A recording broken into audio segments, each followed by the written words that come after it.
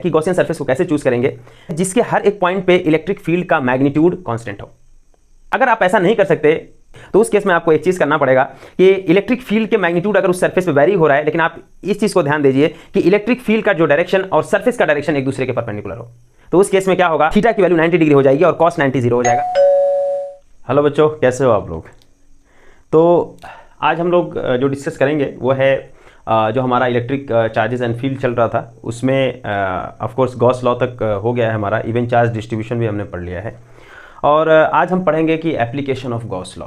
तो application of Gauss law में हम क्या पढ़ने वाले हैं कि electric field due to the linear charge distribution, surface charge distribution and volume charge distribution की वजह से बेसिकली हम जो है इलेक्ट्रिक फील्ड कितना होता है using Gauss law of course वो चीज़ हम कैलकुलेट करेंगे। ओके, तो चलिए पहला वाला जो टॉपिक है वो हम लेते हैं कि electric field due to uniformly charged आपका स्ट्रेट कंडक्टर और वायर, दोनों एक ही है, या स्ट्रेट कंडक्टर बोलिए या वायर बोलिए। तो यानी कि यहाँ पे क्या है कि आपने एक स्ट्रेट कंडक्टर चूज़ किया हुआ है। यहाँ पे कंसिडर करें कि एक हमारा स्ट्रेट कंडक्टर है और ये यूनिफॉर्मली चार्ज्ड है, मतलब इसमें जो चार्ज का डिस्ट्रीब्यूशन है वो यूनिफॉर्मली चार्ज है और ये एक इनफाइनाइट है। एक्चुअली इनफाइनाइट इसका जो लेंथ है वो क्या है, it is a infinite length का वायर है हमारा, ठीक है। इससे हमें आर डिस्टेंस पे आपका इलेक्ट्रिक फील्ड हमें कैलकुलेट करना है। इसे आर डिस्टेंस पे कैसे कैलकुलेट करेंगे, तो ऑफ कोर्स गॉस लॉ के हिसाब से हमें कैलकुलेट करना है। तो जस्ट मैं एक चीज़ यहाँ बताना चाहता हूँ कि जब हम Gaussian, of course Gauss law जब हम बात करते हैं तो वहाँ पे गॉसियन सरफेस की बात आती है। गॉसियन सरफेस एक क्लोज्ड सरफेस होता है। वो क्लोज सरफेस ज़रूरी नहीं है कि एक स्फेरिकल सरफेस ही हो, आपका वो किसी भी टाइप का शेप का हो सकता है, एक क्लोज्ड सरफेस होना चाहिए बस, ठीक है। तो जैसे कि इसके पहले वाले लेक्चर में हम लोगों ने डिस्कस किया था कि electric field due to a point charge at a distance R, तो वहाँ पे मैंने क्या किया था कि एक पॉइंट चार्ज हमने क्यू कंसिडर किया, इसके आर डिस्टेंस पे हमें इलेक्ट्रिक फील्ड फाइंड आउट करना था यूजिंग गॉस लॉ, राइट। तो यहाँ पे जो हमने आर को रेडियस मान के हमने एक स्फेरिकल शेल ड्रॉ किया था, राइट। तो उसी स्फेरिकल शेल को हम बोलते थे it is A Gaussian surface, right, वो गॉसियन सरफेस होता था। क्यों ऐसा हमने किया था, यहाँ पे जो स्फेरिकल शेल था इसको आर को सेंटर मानकर, आर को रेडियस मान करके हमने स्फेरिकल शेल ड्रॉ किया। ऐसा क्यों किया, इसका मतलब ये था कि बेसिकली इसका मतलब ये था कि हमारा जो गॉसियन सरफेस था उस गॉसियन सरफेस का जो एक स्फेरिकल शेल हुआ, स्फेरिकल शेल के सेंटर पे एक्चुअली वो चार्ज था। क्या वो चार्ज यहाँ पे नहीं हो सकता था, यहाँ पे चार्ज, और इससे आप आर डिस्टेंस पे इलेक्ट्रिक फील्ड आप निकाल लेते और एक सरफेस हमने यही बना दिया, ये भी तो गॉसियन सरफेस है, उसमें कोई दिक्कत नहीं है। क्या हम यहाँ चार्ज को यहाँ पे कंसीडर कर लेते और आर डिस्टेंस यहाँ पे मान लेते और हम एक किसी भी रेडियस का हम एक जो गॉसियन सरफेस है वो ड्रॉ कर लेते, फिर इलेक्ट्रिक फील्ड निकाल लेते। ऑफ कोर्स ऐसे भी आप जो है गॉसियन सरफेस को मान सकते हैं। एग्जांपल के तौर पे अगर आपके पास एक चार्ज क्यू है, यहाँ पे चार्ज क्यू है, इससे मान लेते हैं आर डिस्टेंस पे आपको यहाँ पे इलेक्ट्रिक फील्ड निकालना है, तो हम गॉसियन सरफेस को ऐसा भी मान सकते हैं, this is the Gaussian surface. यहाँ पे आपका जो चार्ज क्यू है इसके सेंटर पे नहीं है लेकिन, ठीक है। तो यहाँ पे क्या है कि जब गॉसियन सरफेस एक्चुअली आप जब इस तरीके से मानेंगे तो उस केस में आपको इलेक्ट्रिक फील्ड निकालना बहुत मुश्किल होगा। उसका रीजन एक्चुअली सबसे बड़ा है कि आप प्रीवियस जो हमारा लेक्चर था उसमें अगर आप जाकर के देखें तो वहाँ पे आपको मिलेगा कि हमने जो यहाँ पे इलेक्ट्रिक फील्ड का जो वैल्यू हमने जब लिया था, बेसिकली हमने जब गॉस लॉ अप्लाई किया था तो वो क्या था, integration E dot D S is equal to Q divided by epsilon 0, ये हमारे पास था।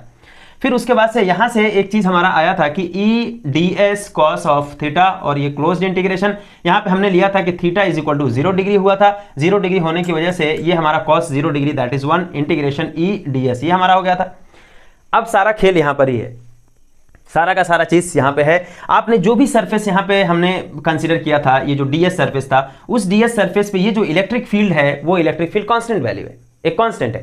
यानी कोई भी आपने यहां से डीएस सरफेस कंसीडर किया, इस सरफेस पे हमारा जो इलेक्ट्रिक फील्ड था वो कांस्टेंट था, लेकिन कब कांस्टेंट था, जब चार्ज क्यू को उसके सेंटर पे आपने रखा था, तब ये चीज था, तब कांस्टेंट, यानी कि उस गॉसियन सरफेस के हर एक पॉइंट पे एक्चुअली इलेक्ट्रिक फील्ड का वैल्यू कांस्टेंट था। इसीलिए इसको इलेक्ट्रिक फील्ड को कांस्टेंट मान करके हम इंटीग्रेशन से बाहर कर लिए थे, तब जाकर के इंटीग्रेशन हम कर पाए थे। तब ये चीज ऐसा हो गया था कि इंटीग्रेशन और ये डीएस और ये पूरा का पूरा क्लोज सरफेस का एरिया दो, जो कि हमने 4πr² रख दिया था, राइट, ये ऐसा किया था हमने। लेकिन यहाँ पे अगर आपने ऐसा कुछ आपने किया कि गॉसियन सरफेस को आपने इस तरीके से चूज किया और यहाँ पे जो चार्ज क्यू है वो इसके सेंटर पे नहीं है, तो फिर क्या होगा आप देखें, फिर क्या होगा, यहां से जब आप एक सरफेस आपने ड्रॉ किया तो मान लेते हैं कि इस सरफेस पे यहां पे अगर आप कंसीडर करें, ये डीएस को कंसीडर करें कि इसका डिस्टेंस r है, इसका डिस्टेंस r1 है, ये r1 r के बराबर नहीं होगा। तो यहां पे जो इलेक्ट्रिक फील्ड की जो वैल्यू होगी एक्चुअली वो मैग्नीट्यूड में भी अलग हो जाएगी और डायरेक्शन में भी अलग है। तो यहाँ पे इलेक्ट्रिक फील्ड वैल्यू अलग हो गई। फिर उसके बाद से आप कहीं भी जो ds सरफेस आप कंसीडर करेंगे उससे ये जो डिस्टेंस होगा वो r2 जो कि ना को r के बराबर नहीं है। यहाँ पे जो इलेक्ट्रिक फील्ड का जो वैल्यू होगा वो E2 जो कि डिफरेंट होगा, और ऑफकोर्स डिफरेंट होगा लेकिन वो मैग्नीट्यूड में भी अनइक्वल होगा और डायरेक्शन में भी अनइक्वल है। ठीक है, इसलिए अगर आप मान लेते हैं कि ये सरफेस पे अगर इलेक्ट्रिक फील्ड का डायरेक्शन को आपने पैरेलल बना भी दिया, जब थीटा की वैल्यू अगर 0 आपने पकड़ भी लिया, लेकिन फिर क्या हुआ, उसका मैग्नीट्यूड जो है वो अनइक्वल हो जाएगा, जिसकी वजह से एक्चुअली इस ई को आप बाहर नहीं खींच सकते हैं, बाहर आप नहीं निकाल सकते हैं। समझ में आ रहा है? तो यहाँ पे गॉसियन सरफेस चूज करने का एक तरीका है कि गॉसियन सरफेस को कैसे चूज करेंगे। गॉसियन सरफेस ऐसा हम चूज करते हैं जिसके हर एक पॉइंट पे इलेक्ट्रिक फील्ड का मैग्नीट्यूड कांस्टेंट हो। ठीक है, इलेक्ट्रिक फील्ड का मैग्नीट्यूड कांस्टेंट हो, यानी कि हर एक पॉइंट पे इलेक्ट्रिक फील्ड का मैग्नीट्यूड सेम हो। अगर आप ऐसा नहीं कर सकते कि इलेक्ट्रिक फील्ड का मैग्नीट्यूड आप कांस्टेंट नहीं रख सकते या सेम नहीं रख सकते, तो उस केस में आपको एक चीज़ करना पड़ेगा कि इलेक्ट्रिक फील्ड के मैग्नीट्यूड अगर उस सरफेस पे वेरी हो रहा है, लेकिन आप इस चीज़ को ध्यान दीजिए कि इलेक्ट्रिक फील्ड का जो डायरेक्शन और सरफेस का डायरेक्शन एक दूसरे के परपेंडिकुलर हो। तो उस केस में क्या होगा, इवन इलेक्ट्रिक फील्ड का मैग्नीट्यूड चेंज होने से भी थीटा की वैल्यू 90 डिग्री हो जाएगी और cos 90 0 हो जाएगा, तो बेसिकली वो 0 हो जाएगा। ऐसा उस केस में पर्टिकुलर। तो आपको जो गॉसियन सरफेस चूज करना पड़ेगा, बहुत ही वाइजली आपको चूज करना है क्या है। लेकिन ऑफ कोर्स यहाँ पे जो इंटरमीडिएट लेवल में बेसिकली हम जो गॉसियन सरफेस चूज करते हैं, चाहे वो लाइन चार्ज के लिए हो, चाहे वो सरफेस चार्ज डिस्ट्रीब्यूशन के लिए हो, काफ़ी एक बहुत ही मतलब जो है कॉमन वे में चूज किया जाता है। उसी तरीके से आपको भी गॉसियन सरफेस को चूज कर लेना है। ठीक है, अभी जैसे यहाँ पे हम बात करें कि मेरा एक लाइन हमारा चार्ज डिस्ट्रीब्यूशन है, इसके r डिस्टेंस पे हमें इलेक्ट्रिक फील्ड निकालना है। तो गॉसियन सरफेस जो यहाँ पे होगा, एक्चुअली वो चूज करने का जो तरीका होगा वो आप क्या करेंगे, एक ऐसा गॉसियन सरफेस चूज करेंगे जिसके हर एक पॉइंट पे इलेक्ट्रिक फील्ड का जो मैग्नीट्यूड हो वो सेम हो। तो हम क्या करेंगे, अगर हम इससे होता हुआ एक सर्कल बना लें, इससे होता हुआ एक सर्कल बना लें, तो अब सोचिए कि ऐसा हुआ कि जैसे एग्जांपल के तौर पे यहाँ पे ये मान लेते हैं लाइन चार्ज डिस्ट्रीब्यूशन है, इससे r डिस्टेंस पे कोई पॉइंट है और उस पॉइंट को होते हुए हमने एक सर्कल ड्रॉ किया। उस सर्कल का जो ऑफ कोर्स वो रेडियस r ही होगा, यानी कि सर्कल के सरकमफ्रेंस पे जो आपका इलेक्ट्रिक फील्ड का जो वैल्यू होगा वो क्या होगा, एक्चुअली वैल्यू फिक्स हो जाएगा। Of course electric field different होगा क्योंकि डायरेक्शन डिफरेंट है, लेकिन इलेक्ट्रिक फील्ड का जो मैग्नीट्यूड होगा वो सेम हो जाएगा। समझ में आ रहा है? तो इलेक्ट्रिक फील्ड का मैग्नीट्यूड हमें सेम ही रखना है, ऐसा गॉसियन सरफेस चूज करना है। लेकिन यहाँ पे एक सर्कल टाइप का गॉसियन सरफेस नहीं होगा। यहाँ पे चूंकि लाइन चार्ज डिस्ट्रीब्यूशन है, तो हम क्या करेंगे, इससे r डिस्टेंस पे बहुत सारा पॉइंट हो सकता है या नहीं हो सकता। देखिए, इससे r डिस्टेंस पे यहाँ बहुत सारा पॉइंट हो सकता है, और इन सभी पॉइंट्स को आप मिला दीजिए, तो गॉसियन सरफेस किस तरीके का दिखेगा, गॉसियन सरफेस कैसा दिखने वाला है। आप सभी पॉइंट को r डिस्टेंस पे सभी पॉइंट मिला दीजिए, तो गॉसियन सरफेस आपको कैसा दिखने वाला है, it is a cylinder type of thing, it is A cylindrical Gaussian surface. आपको जो गॉसियन सरफेस दिखेगा वो कैसा दिखेगा, ये एक सिलिंड्रिकल गॉसियन सरफेस दिखेगा। तो हमारा ये जो गॉसियन सरफेस हुआ, इस केस में हमारा क्या होगा, एक लीनियर चार्ज डिस्ट्रीब्यूशन अगर आपने लिया है, तो गॉसियन सरफेस जो हमारा दिखेगा वो कैसा दिखेगा, it is A cylindrical Gaussian surface. तो ये हम r मान लेते हैं, और यहां से इसका जो सिलेंडर का जो लेंथ है वो मान लेते हैं कि late us consider L is the cylindrical length of the cylinder, और यहाँ पे जो चार्ज डिस्ट्रीब्यूशन है, लेट अस कंसीडर चार्ज जो लीनियर चार्ज डेंसिटी है वो लैम्डा है, और लैम्डा जो है हमारा कांस्टेंट है। क्यों? क्योंकि ये जो है आपका यूनिफॉर्म चार्ज डिस्ट्रीब्यूशन है, और मैंने पिछले लेक्चर में बताया था कि जब यूनिफॉर्म चार्ज डिस्ट्रीब्यूशन होता है तो डेंसिटी कांस्टेंट हो जाती है, डेंसिटी फिक्स हो जाती है। और यहाँ पे इसीलिए चूंकि ये लाइन चार्ज डिस्ट्रीब्यूशन है, इसलिए हम लाइन चार्ज डेंसिटी को लैम्डा बोलेंगे, और लैम्डा जो है हमारा फिक्स हो जाएगा। नाउ अब हमें इससे r डिस्टेंस पे हमें इलेक्ट्रिक फील्ड फाइंड आउट करना है। ठीक है, तो क्या होगा भाई इलेक्ट्रिक फील्ड, तो आपका जो गॉसियन सरफेस हुआ वो क्या हुआ, this is a Gaussian surface, यही हमारा हुआ गॉसियन सरफेस, है कि नहीं, यही हमारा गॉसियन सरफेस हुआ। अब क्या करेंगे हम, तो गॉस लॉ अप्लाई करेंगे यूजिंग गॉस लॉ।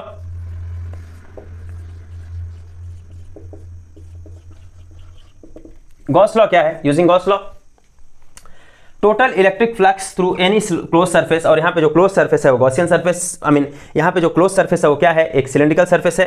तो total electric flux through this cylindrical surface is equal to Q total charge enclosed by the surface, और total charge inside that Gaussian surface divided by epsilon 0, ये हो जाएगा हमारा। ठीक है, ये हो गया। तो इसको हम क्या लिख सकते हैं, this is closed integration E dot ds, जिसको हम इसको किस में हम लिखते हैं, यानी कि इंटीग्रेशन फॉर्म में गॉस लॉ। तो E dot ds is equal to QIN divided by epsilon 0, ये हमारा हो गया गॉस लॉ। समझ में आ रहा है? ये जो क्लोज्ड गॉसियन सरफेस है, ये जो क्लोज्ड गॉसियन सरफेस है वो कितने सरफेस से मिलकर बना हुआ है, जस्ट आपको बताइए। क्लोज्ड जो गॉसियन सरफेस है वो कितने सरफेस से मिलकर बना हुआ है। आप देख सकते हैं कि एक जो है सरफेस ये होगा, मान लेते हैं कि ये हमारा S1 सरफेस है, और एक जो है ये हमारा S2 सरफेस जो कि कर्व्ड सरफेस होगा, और एक जो है ये ऊपर वाला जो सरफेस है ये मान लेते हैं S3 सरफेस। समझ में आ रहा है नहीं आ रहा है? जैसे एग्जांपल के तौर पे अगर हम इसको एक सिलेंडर गॉसियन सरफेस अगर इसको मानते हैं, तो एक सरफेस कौन सा हुआ, एक सरफेस कौन सा हुआ, ये आपका एक सरफेस हुआ, एक सरफेस से हुआ, एक सरफेस ये हुआ, और एक सरफेस क्या हुआ, ये हुआ। 3 सरफेस हो जाएंगे कि नहीं हो जाएंगे? तो यहाँ पे 3 सरफेस मैंने ले लिया, ये ऊपर वाला, एक नीचे वाला, और एक हमारा जो कर्व सरफेस है वो। इसका मतलब ये हुआ कि इसको, ये जो आपका इंटीग्रेशन है, इस इंटीग्रेशन को हम 3 पार्ट में डिवाइड कर सकते हैं क्योंकि क्लोज इंटीग्रेशन है। तो एक हो जाएगा सरफेस S1 E.ds के बराबर, प्लस इंटीग्रेशन, फिर उसके बाद से सरफेस S2 आप ले लो, और ये किसके बराबर हो जाएगा, E.ds इसके बराबर। फिर उसके बाद से तीसरा वाला जब हम ले लेंगे कि ये हमारा S3 और ये हो जाएगा हमारा E.s के बराबर हो जाएगा, and that is equal to QIN divided by epsilon 0 के बराबर हो जाएगा। अब यहाँ पे थोड़ा सा बात करते हैं कि इसके बारे में ये सभी वैल्यूज क्या होंगी। एग्जाम्पल के तौर पे अगर हम पहला वाला सरफेस, ये वाला सरफेस अगर हम कंसीडर करें, मतलब क्या हुआ कि ये सरफेस इस तरीके का करके होगा, तो हम ये वाला सरफेस कंसीडर कर रहे हैं। तो ये वाला जब हम सरफेस कंसीडर करेंगे तो इसका जो डायरेक्शन होगा वो किधर होगा, तो ये जो डायरेक्शन होगा वो नीचे की तरफ होगा कि नहीं होगा, क्योंकि इसी ये जो हमारा सरफेस है इसके परपेंडिकुलर होना चाहिए, यानी कि इस सरफेस के अगर परपेंडिकुलर हो रहा है और ये सरफेस ऐसा नीचे है, तो यानी कि जो आपका सरफेस का डायरेक्शन होगा वो क्या होगा, नीचे की तरफ। तो सरफेस का डायरेक्शन हमारा ऐसा नीचे की तरफ है, लेकिन यहाँ पे जो इलेक्ट्रिक फील्ड होगा, एक्चुअली देखिए इस सरफेस के हर एक पॉइंट पे आपका जो इलेक्ट्रिक फील्ड का जो मैग्नीट्यूड है एक्चुअली वो कांस्टेंट नहीं होगा, वो जो है वैल्यू सेम नहीं होगा। लेकिन यहाँ पे एक चीज बहुत इंटरेस्टिंग बात है कि यहाँ पे किसी भी पॉइंट को आप कंसीडर करोगे तो उस पॉइंट पे, किसी भी पॉइंट पे हम कंसीडर करेंगे तो उस पॉइंट पे इलेक्ट्रिक फील्ड एक्चुअली ऐसा आएगा। तो इलेक्ट्रिक फील्ड और आपका जो एरिया वेक्टर होगा उनके बीच का जो एंगल होगा हमेशा 90 डिग्री होगा सरफेस S1 के लिए। समझ में आ रहा है? ये बहुत इंटरेस्टिंग बात है कि यहाँ के हर एक पॉइंट पे ऑफ कोर्स इलेक्ट्रिक फील्ड का मैग्नीट्यूड सेम नहीं होगा, लेकिन इलेक्ट्रिक फील्ड का डायरेक्शन हमेशा इसी डायरेक्शन में होगा, हमेशा इसी डायरेक्शन में इलेक्ट्रिक फील्ड होगा। तो डायरेक्शन इलेक्ट्रिक फील्ड का ये है, किसी भी पॉइंट पे आप कंसीडर करेंगे, और ये आपका क्या हुआ, ये आपका सरफेस का डायरेक्शन हुआ और दोनों के बीच का एंगल 90 डिग्री। फिर उस केस में क्या होगा, यहाँ पे हम क्या लिखेंगे इसको, इंटीग्रेशन S1, और ये होगा E.ds cos ऑफ थीटा के बराबर होगा या नहीं होगा। यहाँ पे यही जो थीटा है वो आपका क्या है, 90 डिग्री है। यही थीटा जो है वो किसके बराबर है, 90 डिग्री है। फिर उसके बाद से सरफेस S2 में हम बात करें, सरफेस S2 का, और यहाँ पे हम लिख सकते हैं E.ds cos ऑफ थीटा, यहाँ पर भी होगा। फिर उसके बाद से इंटीग्रेशन सरफेस S3 और ये होगा E.ds cos of theta. Surface S1 के लिए theta is equal to 90 degree, that is fine. What about surface S3? Surface S3 के भी हर एक पॉइंट पे जो इलेक्ट्रिक फील्ड होगा वो इस डायरेक्शन में है, और इसका जो एरिया वेक्टर है वो इधर होगा। इसका मतलब एरिया वेक्टर और इलेक्ट्रिक फील्ड के बीच का जो एंगल है वो क्या है, वो 90 डिग्री है। जब 90 डिग्री हो गया तो सरफेस S2 के केस में भी थीटा की वैल्यू हमारी 90 डिग्री, इसका मतलब cos 90 की वैल्यू कितनी हो जाएगी, वो 0। तो यहाँ पे ये वाला टर्म 0 हो जाएगा और ये वाला टर्म भी हमारा 0 हो गया। S1 और S2 सॉरी यहाँ पे एक्चुअली S2 मैंने इसको माना है, तो ये वाला बात नहीं है। एक्चुअली वो आपका किससे 0 होगा, S3 वाले केस में। इस केस में हमारा थीटा इज इक्वल टू 90, क्योंकि हमने सरफेस S3 ऊपर वाला मान के रखा है। तो cos 90 की वैल्यू 0, सिंस आपको पता है कि cos 90 की वैल्यू हमारी 0 होती है, तो यहाँ पे थीटा की वैल्यू 90 है, इसलिए cos 90 0 हो जाएगा। तो ये टर्म 0 और ये पहला वाला टर्म वो 0 हो जाएगा। बाकी क्या बचेगा आपके पास में, बाकी जो बचा integration S2 E.ds and this is cos theta is equal to QIN divided by epsilon 0 के बराबर हो गया। यहाँ पे ये थीटा की वैल्यू क्या होगी सरफेस S2 के लिए। यहाँ पे आप देखिए, यहाँ पे हमने मतलब ये सरफेस हुआ हमारा, ये वाला सरफेस। यहाँ पे कोई भी सरफेस अगर हम कंसीडर कर लें, यहाँ पे कोई भी सरफेस अगर हम कंसीडर कर लें, इस सरफेस का जो डायरेक्शन इसके परपेंडिकुलर होगा या नहीं होगा, यानी कि ये डायरेक्शन होगा इस सरफेस का, यहाँ से यानी कि इधर बाहर निकलेगा, और इलेक्ट्रिक फील्ड भी बेसिकली इसी डायरेक्शन में है। तो यानी कि सरफेस का डायरेक्शन एक्चुअली ये है और इलेक्ट्रिक फील्ड का भी डायरेक्शन यही है। तो यहाँ पे जो थीटा होगा वो 0 डिग्री होगा इस केस में, राइट। इलेक्ट्रिक फील्ड का डायरेक्शन और एरिया का जो डायरेक्शन होगा वो एक दूसरे के पैरेलल हो जाएंगे, तो उस केस में जो थीटा की वैल्यू है वो 0 हो जाएगी। यहाँ पे theta is equal to 0 degree और cos 0 की value 1, so we will get integration S2 E.ds is equal to QIN divided by epsilon 0। ठीक है, ओके, ऑल राइट। तो अब क्या करेंगे हम, अब कुछ इसमें ज्यादा रह नहीं गया, तो यानी कि हमारा क्या हुआ, integration S2 E.ds is equal to QIN। QIN क्या है, QIN is the total charge enclosed by this Gaussian surface. इस गॉसियन सरफेस से जो टोटल चार्ज इनक्लोज होगा वो कितना होगा। तो बेसिकली जो टोटल चार्ज इनक्लोज हो रहा है, एक्चुअली यही चार्ज इनक्लोज हो रहा है यहाँ से यहाँ तक, मतलब क्योंकि यही लेंथ एक्चुअली इसी गॉसियन सरफेस के अंदर में है, वही लेंथ हमारा इस गॉसियन सरफेस के अंदर है, तो यही इतना ही लेंथ के अकॉर्डिंग हमारा जो चार्ज होगा इस गॉसियन सरफेस से होगा। तो लेंथ कितना है, लेंथ है यानी कि क्यू आई एन कितना हो जाएगा, यहां लिख देता हूं Q I N total charge is equal to what, charge density. देखिए क्या होता है, अगर आपका चार्ज q है और लेंथ l है तो q upon l is equal to lambda, तो charge q is equal to क्या होगा, लैम्डा इंटू l, राइट, यही होगा ना। तो इस केस में हमारा क्या होगा कि अगर लेंथ को आपने l माना है और इसका जो चार्ज डेंसिटी है वो लैम्डा है, तो इसके अंदर जो चार्ज होगा q आई एन, उसकी वैल्यू कितनी हो जाएगी, वो हो जाएगी q inside that Gaussian surface that is equal to lambda into l। So ये हमारा जो q आई एन की वैल्यू कितनी हो जाएगी, वो हो जाएगी lambda l divided by epsilon nought, right, ये हो गया हमारा, इसमें कोई दिक्कत नहीं होना चाहिए। अब यहां पे देखिए कि इस गॉसियन सरफेस के अब हर एक पॉइंट पे, यहां पे S2 पे इलेक्ट्रिक फील्ड का जो मैग्नीट्यूड है वो सेम है, फिक्स है। तो फिर से सेम हो गया, इसका मतलब इलेक्ट्रिक फील्ड को चूंकि कांस्टेंट है, इंटीग्रेशन से हम बाहर कर लेंगे, तो ये हो जाएगा इंटीग्रेशन और बाहर आ गया electric field that is S2 integration S2 और ये हो गया ds that is equal to lambda l divided by epsilon 0। Now what is this value, ये किसके बराबर है, अभी इसको ढूंढना है। तो ये जो है वो क्या है, वो surface area of this curved surface, ये आपका सिलेंडर है, इस सिलेंडर का जो ये कर्व्ड सरफेस का एरिया पूछ रहा है। तो सिलेंडर का कर्व्ड सरफेस का एरिया कितना होता है, अगर आप एक सिलेंडर कंसीडर करते हो, इस सिलेंडर का अगर रेडियस r है और लेंथ l है, तो इसका जो ये जो कर्व्ड सरफेस है इसका एरिया कितना होता है, एक्चुअली हमारा ये जो पेरीमीटर है इसका 2 पाई r और इसका लेंथ एक्चुअली l है, तो 2 pi r l will be the surface area of this curved surface. तो इसको हम क्या लिख सकते हैं, a इंटू 2 पाई r, क्योंकि रेडियस एक्चुअली उसका r ही होगा, और into l that is equal to lambda l divided by epsilon nought. So l से l कैंसिल, और कैंसिल होना भी चाहिए था। उसका रीजन ये था कि गॉसियन सरफेस हम कितना बड़ा भी बना सकते हैं, कितना छोटा भी बना सकते हैं, इसका मतलब ये लेंथ एक्चुअली वेरिएबल है, लेंथ कुछ भी हो सकता है, इसीलिए लेंथ रहना नहीं चाहिए था। तो e इज इक्वल टू क्या आया आपका, e इज इक्वल टू आया 1/2 पाई r और ये हो जाएगा आपका लैम्डा अपॉन एप्सिलॉन 0। इसको हम ऐसा लिख सकते हैं 1/4 pi epsilon 0 lambda 2 lambda upon r। Of course ये ऐसा भी है कि 1/2 पाई एप्सिलॉन 0 लैम्डा अपॉन r। तो चूंकि हम जनरली ऐसा जानते हैं कि 1/4 पाई एप्सिलॉन 0, सो यहाँ पे 2 से जस्ट ऊपर नीचे मल्टीप्लाई हमने कर दिया यहाँ पे, तो क्या हो जाएगा 1/4 pi epsilon 0 that is 2 lambda upon r। So this is the electric field value. So this implies electric field is proportional to 1/r। ये चीज़ बहुत इंपॉर्टेंट है कि लाइन चार्ज डिस्ट्रीब्यूशन की वजह से किसी डिस्टेंस r पे जो इलेक्ट्रिक फील्ड का जो वेरिएशन होता है वो आपका 1/r के हिसाब से होता है। ओके, तो जैसे कि पॉइंट चार्ज में इलेक्ट्रिक फील्ड का जो वैल्यू होता है या इलेक्ट्रिक फील्ड का जो वेरिएशन होता है आपका डिस्टेंस पे, वो कैसा होता है, इज प्रोपोर्शनल टू 1/r²। यहाँ पे क्या होता है, इज प्रोपोर्शनल टू 1/r। ठीक है, तो ये हमारा एक रहा। अब दूसरा हम बात करते हैं कि electric field due to a surface charge distribution, और उसमें दो चीज़ है कि सरफेस चार्ज का जो डिस्ट्रीब्यूशन है वो यूनिफॉर्म है, और जो आपने सरफेस कंसीडर किया है वो सरफेस एक इनफाइनाइट शीट है बेसिकली। मतलब ये हुआ कि इसका जो एक्सटेंशन है वो इनफाइनाइट है, समझ में आ रहा है ना। इनफाइनाइट हमारा जो शीट है उसकी वजह से किसी उसके नियर बाई में किसी पॉइंट पे हम जो है यहाँ पे इलेक्ट्रिक फील्ड कंसीडर करना चाहते हैं, इलेक्ट्रिक फील्ड कैलकुलेट करना चाहते हैं। तो चूंकि यहाँ पे क्या हुआ कि जो आपका जो डिस्ट्रीब्यूशन है वो यूनिफॉर्म है, इसका मतलब क्या होगा कि एक चार्ज डेंसिटी आएगी जो कि सरफेस चार्ज डेंसिटी आएगी, और वो surface charge density of course constant होगा। तो इसको हम मान लेते हैं कि दिस इज बेसिकली सिग्मा। तो sigma is the surface charge density and it is constant because of the uniform distribution. अब हमें निकालना है कि इसकी वजह से किसी पॉइंट पे इलेक्ट्रिक फील्ड कितना होगा यूजिंग गॉस लॉ।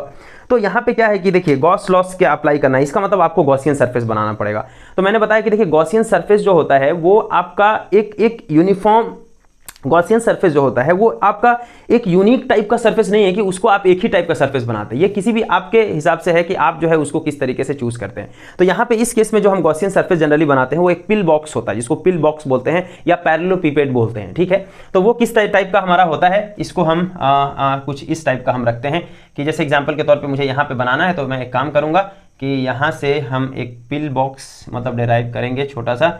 तो हमारा जो कुछ इस तरीके से पैरेललोपिपेड, या इसको हम एक्चुअली पिल बॉक्स भी बोलते हैं, ये जो गॉसियन सरफेस है वो एक पिल बॉक्स टाइप का भी हमारा दिखता है। तो हमारा क्या निकालना है इससे, मतलब किसी डिस्टेंस पे मान लो कि इलेक्ट्रिक फील्ड हमें निकालना है। तो जितना आपने यहाँ पे सरफेस ड्रॉ किया एग्जैक्टली उसके पीछे भी उतना हम ड्रॉ कर सकते हैं। तो ये हमारा एक क्लोज्ड गॉसियन सरफेस हमारा हो गया जो पिल बॉक्स हुआ। अभी देखिए यहाँ पे क्या हुआ, कितने सरफेस इसमें होंगे, आप देख सकते हैं कि इसमें जो सरफेस हो जाएंगे वो कितने सरफेस हो जाएंगे, एक्चुअली 6 सरफेस होगा। एक आपका ये होगा, एक आपका ये होगा, और एक ये, और इसके नीचे वाला एक सामने से और एक उधर से। तो इसका मतलब 6 सरफेसेस हो जाएंगे इसके, जो पैरेललोपिपेड बनेगा हमारा। ये क्या है आपका, this is the Gaussian surface, right. तो हमारा इन सभी 6 सरफेस की वजह से हमें क्या करना है, इलेक्ट्रिक फील्ड निकालना है। तो इलेक्ट्रिक फील्ड जब हम निकालेंगे तो गॉस लॉ अप्लाई करेंगे। So what is this Gauss law? तो अकॉर्डिंग टू जो हमारा गॉस लॉ है वो किसके बराबर हुआ? According to Gauss law and this electric flux is equal to QIN divided by epsilon 0। This is the Gauss law. तो सबसे पहले एक काम करते हैं कि QIN की वैल्यू को ही पहले कैलकुलेट कर लेते हैं। तो QIN की वैल्यू कितनी हो जाएगी? तो जस्ट हम यहाँ पे QIN की वैल्यू हम कैलकुलेट करके रख लेते हैं। तो QIN is equal to what, मतलब इस गॉसियन सरफेस के अंदर में कितना चार्ज होगा। क्योंकि surface charge density is basically sigma, right. Surface charge density क्या है? It is A sigma. और इस सरफेस को हम क्या मान लेते हैं कि ये जो सरफेस है हमारा S है, राइट। ये हमारा S सरफेस है। तो टोटल चार्ज कितना हो जाएगा? Sigma into S। This is the total charge enclosed by that surface. इसका मतलब यहाँ पे जो हो जाएगा sigma into S divided by epsilon nought, that will be equal to that total electric flux through this one.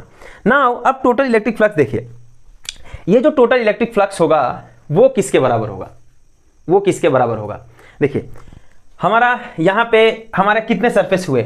आपका एक surface यहाँ S1 मान लीजिए, एक सरफेस हम S2 मान लें, यहाँ पे एक सरफेस S3 मान लें, यहाँ पे इसके नीचे वाला भी सरफेस हमारा होगा S4 और यहाँ पे S5 और इसके पीछे वाला S6। ऐसा सरफेस माना जा सकता है। अच्छा कैसे हुआ मैं बता देता हूँ। एग्जाम्पल के तौर पे आपने वो जो आपने सरफेस ड्रॉ किया वो सरफेस कुछ इस टाइप का है। तो मैंने ये जो ये आपने जो पैरेलल पिपेट दिया ये हमारा गॉसियन सरफेस है। अब देखिए यही गॉसियन सरफेस है। इसमें कितने सरफेस हैं? एक सरफेस आपका ये है, दूसरा सरफेस ये है, तीसरा ये, चौथा ये, पांचवा ये, छठवां ये। तो 6 सरफेस हमारे बने। तो यहाँ पे देखिए 1 2 यानी 1 2, ऊपर से 3, ये वाला 3 और इसके नीचे वाला, राइट 4, और एक सामने वाला ये और इसके पीछे वाला। चूंकि 2D होने से हमारा पिक्चर क्लियर नहीं हो रहा, लेकिन यहाँ पे बहुत ही क्लियर हो रहा है कि कितना गॉसियन सरफेस कितना होगा। तो हमारे 6 सरफेस हो जाएंगे, ठीक है। अभी जो है इन सभी 6 सरफेस की वजह से आपका इसको हमें क्या करना है? ब्रेक करना है, right. So total electric flux क्या होगा? E.ds हम कंसीडर करेंगे। तो मान लेते हैं S1 के लिए अगर हम कंसीडर करें तो देखिए यहां से आप जितना डिस्टेंस कंसीडर करें यहां से एग्जैक्टली उतना ही डिस्टेंस पे है ये दूसरा वाला जो हमारा सरफेस है, क्योंकि ये इसको मैंने बीच में एग्जैक्टली मान के रखा है। तो यहाँ पे जो भी इलेक्ट्रिक फील्ड का जो मैग्नीट्यूड होगा बेसिकली वो सेम होगा। यहाँ पर जो इलेक्ट्रिक फील्ड का मैग्नीट्यूड होगा वो हमारा सेम होगा।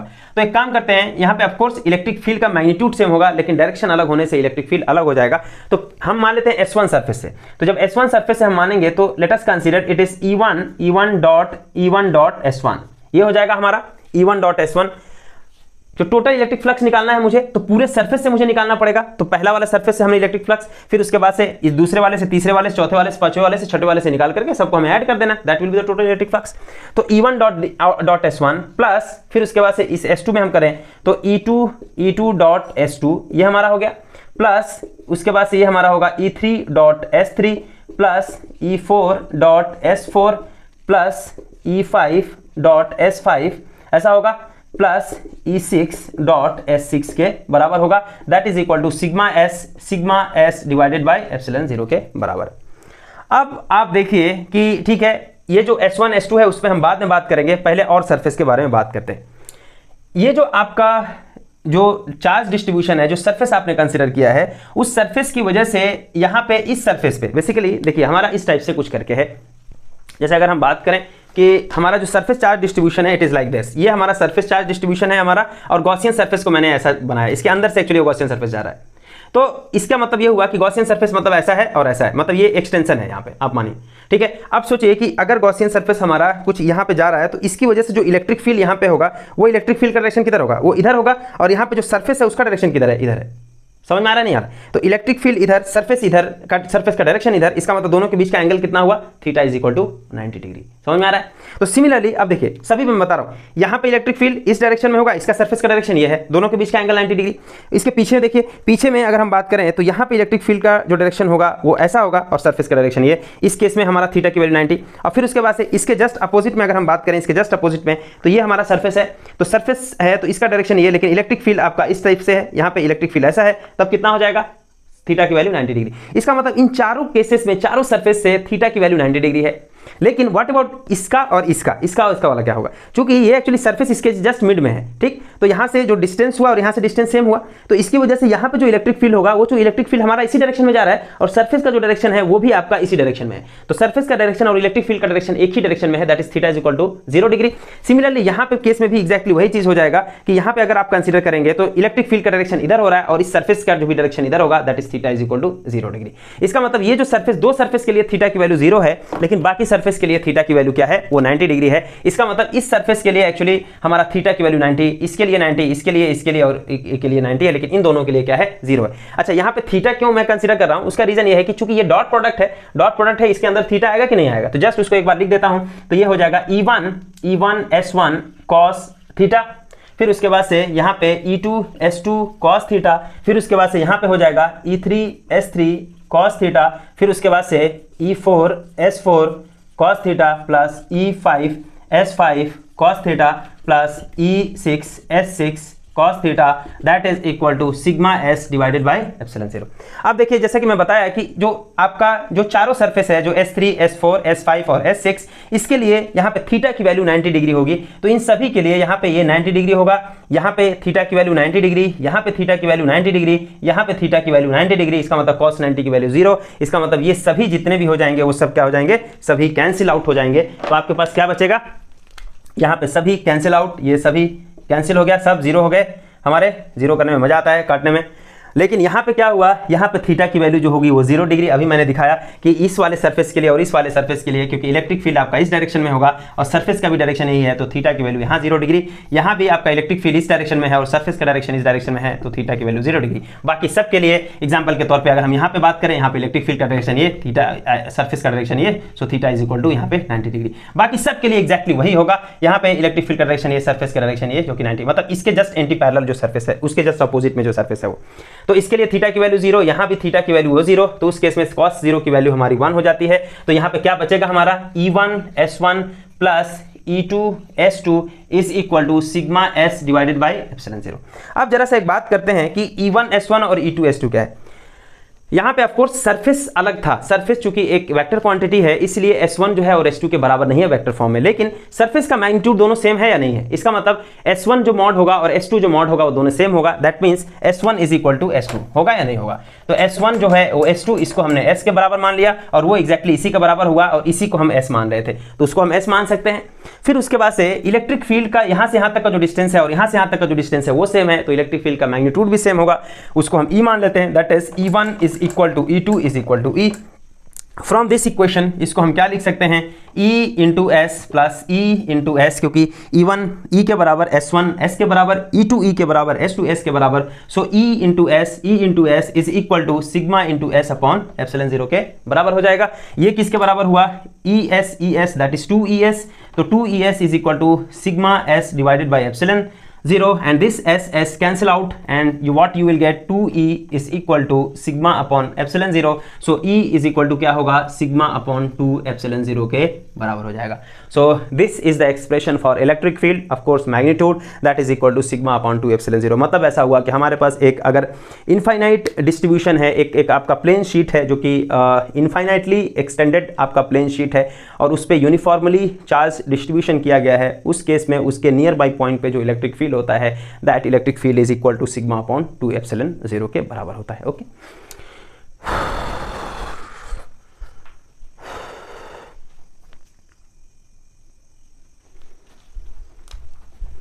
अच्छा यहाँ पे जो सरफेस हमने माना है वो क्या है, it is a infinitely extended plane sheet. यहाँ पे क्या है, ये एक प्लेन शीट है, तो इसको ध्यान में रखना है, ये एक हमारा प्लेन शीट है। ऑफ कोर्स ये जो है आपका due to surface charge distribution, surface charge distribution का मतलब ये ऐसा नहीं होगा कि वो जो है आपका प्लेन शीट के बराबर है, ऐसा नहीं होगा। यहाँ पे प्लेन शीट भी होगा और एक जो है अभी हम लोग दूसरा वाला जो पढ़ेंगे वो होगा आपका एक स्फेरिकल शेल। वहाँ भी जो है एक सरफेस है, लेकिन वो सरफेस इस बार स्फेरिकल सरफेस है, तो उस पर जो है उसकी वजह से इलेक्ट्रिक फील्ड कितना होगा वो चीज़ हम देखेंगे। लेकिन ये हमारा पहला केस रहा जब आपका सरफेस चार्ज डिस्ट्रीब्यूशन है, सरफेस चार्ज डिस्ट्रीब्यूशन का ये पहला वाला केस है जिसमें हमने क्या चीज़ लिया है, वो एक प्लेन शीट लिया हुआ है। ठीक है, अब हम जो है ये सरफेस चार्ज डिस्ट्रीब्यूशन में दूसरा वाला केस हम कंसिडर करेंगे, जो कि इस बार स्फेरिकल शेल हमने कंसिडर किया है। तो स्फेरिकल शेल में क्या है कि ये एक आर रेडियस का एक आपने स्फेरिकल शेल कंसिडर किया, उस स्फेरिकल शेल के ऊपर में आपने चार्जेस को यूनिफॉर्मली डिस्ट्रीब्यूट किया। एग्जांपल के तौर पे आपके पास फुटबॉल है, उस फुटबॉल के सरफेस के ऊपर आपने क्या किया है, चार्ज को यूनिफॉर्मली डिस्ट्रीब्यूट कर दिया है। मान लेते हैं ऑफ कोर्स वो कोई अमाउंट ऑफ चार्ज होगा, उसमें मान लेते हैं कि हम क्यू अमाउंट ऑफ चार्ज को इसके ऊपर डिस्ट्रीब्यूट कर दिए और वो भी यूनिफॉर्म डिस्ट्रीब्यूशन है। यूनिफॉर्म डिस्ट्रीब्यूशन होने की वजह से एक उसमें डेंसिटी आएगी जिसको हम जो सरफेस चार्ज डेंसिटी बोलेंगे, और वो हम मान लेते हैं कि सरफेस चार्ज डेंसिटी है वो कितना है, वो सिग्मा है। ठीक है, तो इसमें कोई मेरे ख्याल से दिक्कत नहीं होना चाहिए। नाउ अब देखिए कि यहाँ पे क्या होगा, यहाँ पे अगर हम बात करें कि हमें क्या करना है, हमें निकालना है कि electric field at point A जो कि आउटसाइड द सेल। जनरली ये क्वेश्चन आता है कि आप find out the expression for electric field due to the spherical shell at point which is outside the spherical cell, on the spherical cell and inside the spherical cell. तीन जगह पे, 3 point पे हमें इलेक्ट्रिक फील्ड की value calculate करने के लिए दी जाती है जनरली। तो हम इसको ऐसा करेंगे, हमें क्या करना है, इलेक्ट्रिक फील्ड कैलकुलेट करना है। और वो कहां पे कैलकुलेट करना है इलेक्ट्रिक फील्ड एक कैलकुलेट करना है फर्स्ट केस में कि एट पॉइंट ए मान लेते हैं कि यानी कि ये distance, let us consider this distance is R. तो when are is greater than radius, मतलब ये आपका radius of the spherical shell है, are is greater than this. Second case में हम कंसीडर करेंगे when are is equal to are, मतलब आपका स्फेरिकल शेल के ऊपर ही किसी पॉइंट पे। और जो थर्ड वाला हम केस कंसीडर करेंगे when are is less than capital R, इसका मतलब क्या होगा, आप जो है शेल के अंदर चले गए। तो ऑफ कोर्स ये तीनों जो पॉइंट है वो कैसा है, एक फुटबॉल है जिसके ऊपर आपने चार्ज को यूनिफॉर्मली डिस्ट्रीब्यूट कर दिया है। फुटबॉल के बाहर में कोई पॉइंट आप ले लीजिए, वो point r is greater than r होगा। अगर आर जो है फुटबॉल का रेडियस है तो उसके पॉइंट पे आपको इलेक्ट्रिक फील्ड निकालना है। Are is equal to are मतलब फुटबॉल के सरफेस पे निकालना है। Are is less than r मतलब फुटबॉल के अंदर कोई पॉइंट ले लीजिए, उस पर आपको निकालना है। ठीक है, तो हम क्या करेंगे, 1 बाय 1 करके निकालते हैं। मान लेते हैं केस 1 कंसीडर करें इसमें, केस 1 कि when are is greater than r, उस केस में हमारा जो इलेक्ट्रिक फील्ड होगा वो क्या होगा। ऑफ कोर्स हमें गॉसियन सरफेस की गॉस लॉ के हिसाब से हमें इसको कैलकुलेट करना है। तो हम क्या करेंगे कि यहाँ से यहाँ तक ओ से ए जो है हम आर डिस्टेंस मान लेते हैं। इससे होता हुआ हम क्या करेंगे, एक गॉसियन सरफेस हम ड्रॉ करेंगे। इससे होता हुआ हम क्या करेंगे, एक हम गॉसियन सरफेस ड्रॉ करेंगे। तो हमारा ये जो होगा वो क्या होगा, it is A Gaussian surface. ठीक है, जो कि बाहर में हमने एक गॉसियन सरफेस ड्रॉ किया। अब क्या होगा, गॉस लॉ क्या होता है, गॉस लॉ होता है कि total electric flux through any close surface, और यहाँ पे क्लोज सरफेस ये होगा, is equal to total charge enclosed by the surface divided by epsilon 0 के बराबर होता है। ऑफ कोर्स इस पूरे सिस्टम को मैंने वैक्यूम में रखा है, इसीलिए वहाँ पे एप्सिलॉन 0 आया हुआ है। तो अब देखिए, पहले यहाँ पे क्यू आई एन की ही बात कर लेते हैं। क्यू आई एन जो इनसाइड दैट स्फेरिकल शेल है या गॉसियन सरफेस है, इनसाइड दैट गॉसियन सरफेस कितना जो है इलेक्ट्रिक चार्ज है। तो इस गॉसियन सरफेस के अंदर ये पूरा का पूरा फुटबॉल आ गया है, और इस पूरे के पूरे फुटबॉल पे कितना चार्ज आपने दिया है उसको हमने माना है कि वो चार्ज आपने गिवन है वो चार्ज एक्चुअली क्यू है। इसका मतलब ये जो टोटल चार्ज होगा वो किसके बराबर हो जाएगा, जस्ट क्यू के बराबर हो जाएगा। इसमें कोई दिक्कत नहीं होना चाहिए। तो इसको इंटीग्रेशन फॉर्म में हम क्या लिखते हैं, integration E dot D S is equal to Q upon epsilon 0 के बराबर हो जाएगा या नहीं हो जाएगा, हो जाएगा। नाउ अब यहाँ पे आप बताइए, ये डॉट प्रोडक्ट है तो ये किसके बराबर हो जाएगा, E D S cos theta, A dot B is equal to A B cos theta, that is Q upon epsilon 0 के बराबर होगा। अब देखिए, इस गॉसियन सरफेस पे आप कोई भी आपने ds कंसीडर कर लिया, कोई भी ds कंसीडर कर लिया, यहाँ पे आपका इसके वजह से जो इलेक्ट्रिक फील्ड का जो डायरेक्शन होगा, वो इलेक्ट्रिक फील्ड का जो डायरेक्शन होगा इसके रेडियली आउटवर्ड ही डायरेक्शन में होगा। एक्चुअली वो कैसे होगा, मेरे ख्याल से इसको जस्ट मैं थोड़ा सा बता देता हूँ कि जैसे एग्जांपल के तौर पे आप यहाँ पे कोई भी चार्ज आप कंसीडर करोगे, इसका ये डिस्टेंस और इसके अपोजिट में आपको यहाँ पे कुछ मिल जाएगा, एक्जैक्टली इसके अपोजिट में आपको उतना ही चार्ज मिल जाएगा, जिसकी वजह से यहाँ पे जो इलेक्ट्रिक फील्ड होगा इसका डायरेक्शन ये, इसका डायरेक्शन ये, इन दोनों का जो रिजल्टेंट होगा वो हमेशा किसी के डायरेक्शन में होगा, इसी आर के डायरेक्शन में आपका होगा। ठीक है, तो इलेक्ट्रिक फील्ड जो होगा, इलेक्ट्रिक फील्ड और जो सरफेस का जो डायरेक्शन होगा एक ही डायरेक्शन में हुआ, that means theta is equal to हमारा 0 डिग्री हो जाएगा यहाँ पे। So theta is equal to 0, इसका मतलब cos 0 की वैल्यू 1 हो जाएगी। तो आपका यहाँ पे क्या हुआ, cos 0 is equal to 1, this implies ये हमारा क्या होगा, इंटीग्रेशन ई ds हो गया, that is equal to Q upon epsilon 0 के बराबर हो जाएगा। इसमें कोई दिक्कत नहीं है। नाउ अभी देखिए, इसके हर एक पॉइंट पे वही है, गॉसियन सरफेस चूज करने का सबसे मतलब अच्छा तरीका वही होता है कि गॉसियन सरफेस को एक्चुअली हम कैसे चूज करते हैं, वैसे ही चूज करते हैं कि उसके हर एक पॉइंट पे या तो इलेक्ट्रिक फील्ड का मैग्नीट्यूड कांस्टेंट हो, सेम हो, या तो इलेक्ट्रिक फील्ड अगर कांस्टेंट मैग्नीट्यूड में नहीं है तो वो ऐसा चूज करते हैं कि इलेक्ट्रिक फील्ड का डायरेक्शन और सरफेस का डायरेक्शन एक दूसरे के क्या हो जाए, परपेंडिकुलर हो जाए। मतलब सरफेस का डायरेक्शन बोल रहा हूँ, सरफेस वेक्टर का डायरेक्शन। ठीक है, तो यहाँ पे चूंकि इलेक्ट्रिक फील्ड हमारा कांस्टेंट है, तो यहाँ पे क्या करेंगे, अगर इलेक्ट्रिक फील्ड कांस्टेंट है तो इलेक्ट्रिक फील्ड को हम इंटीग्रेशन से बाहर निकाल लेंगे। तो जब इंटीग्रेशन से यहाँ पे बाहर निकालेंगे तो ये क्या हो जाएगा, ई इंटीग्रेशन ds। एक्चुअली इसको मैंने पिछले लेक्चर में आप देखेंगे तो ऑलरेडी किया हुआ है। तो q upon epsilon 0 and that is equal to, ये क्या हुआ, टोटल सरफेस एरिया। वो तो गॉसियन सरफेस है, वो भी एक स्फेरिकल सरफेस है, उसका जो एरिया हो जाएगा वो कितना हो जाएगा, इट इज 4πr², और ये हो जाएगा E that is equal to q upon epsilon 0। This implies e is equal to किसके बराबर हो जाएगा, actually 1/4π epsilon 0 q upon r² के बराबर हो जाएगा। यानी कि इलेक्ट्रिक फील्ड जो है आपका उस सरफेस के बाहर जो इलेक्ट्रिक फील्ड जो है वो एग्जैक्टली ऐसा ही है कि यहाँ से देखने पे ऐसा लगेगा आपको कि आपका एक पॉइंट चार्ज, उसके आपका पॉइंट चार्ज इसका जो वैल्यू है वो q है, वो वैल्यू इसके सेंटर पे O पे रखा हुआ है। तो ये इस तरीके से ट्रीट होगा कि it is as a point charge जब आप इस सरफेस से बाहर किसी पॉइंट पे इलेक्ट्रिक फील्ड कैलकुलेट करेंगे तो, ठीक है। तो क्योंकि ये एग्जैक्टली इसी टाइप का आ रहा है, that is E is proportional to 1/r²। यहाँ पे इलेक्ट्रिक फील्ड आपका ऐसा है, ठीक है। तो इस चीज़ को थोड़ा सा यहाँ पे ध्यान देना है। तो इस चीज़ को मैं यहाँ पे लिख रहा हूँ कि क्योंकि अभी मैं एक प्लॉट करूँगा तो E जो है proportional to 1/r² when r is greater than r। तो इसको हमें लिख लेना है, E is proportional to 1/r² जब r is greater than r। Now इसको आप एक स्क्रीनशॉट लेकर के कर सकते हैं। अब मैं एक काम करूंगा, electric field at point B क्या होगा। तो electric field at point B होने के लिए यानी कि जो r है वो क्या हो जाएगा, यानी कि दूसरा केस हम अगर बात करें, जो केस 2 होगा वो क्या होगा, केस 2 अगर हम बात करेंगे when r is equal to r, उस केस में क्या होगा, of course phi is equal to q in divided by epsilon 0 होगा, और ये होगा integration e dot ds is equal to q upon epsilon 0। यहाँ भी कोई दिक्कत नहीं है, इवन यहाँ पर भी कोई दिक्कत नहीं है, e ds cos theta is equal to, यहाँ पे जो इस केस में जो टोटल चार्ज होगा एग्जैक्टली वही होगा जो कि q in के बराबर है, वो q के बराबर है। यानी कि यहाँ पे क्या हुआ कि यहाँ पे कुछ भी दिक्कत नहीं है कि जब r is equal to r होगा, जस्ट ये जो इलेक्ट्रिक फील्ड है उसी इलेक्ट्रिक फील्ड में हम r is equal to capital R रख देंगे। तो वो क्या हो जाएगा सेकंड केस में कि हमारा when r is equal to capital R, तो उस केस में जो इलेक्ट्रिक फील्ड होगा वो कितना हो जाएगा, ये जो r है वो कैपिटल R में कन्वर्ट हो जाएगा। तो उस केस में हम जस्ट इसकी वैल्यू को हम लिख देते हैं यहाँ पे कि इलेक्ट्रिक फील्ड का जो वैल्यू होगा वो क्या होगा, जस्ट यहाँ पे रखना है कि E when r is equal to 1/4π epsilon 0 it is q over r²। इसको याद रखना है। तो ये जो वैल्यू है एक्चुअली वो क्या है, एक कांस्टेंट वैल्यू है। सो दिस इज ए कांस्टेंट। यहाँ पे ऐसा नहीं है कि ये प्रोपोर्शनल है, ये जो है आपका r रेडियस एक स्फेरिकल सेल है जो उसके रेडियस फिक्स हो जाएगा, आप डिस्टेंस वेरी नहीं कर रहे हो, ये एक कांस्टेंट वैल्यू होगा।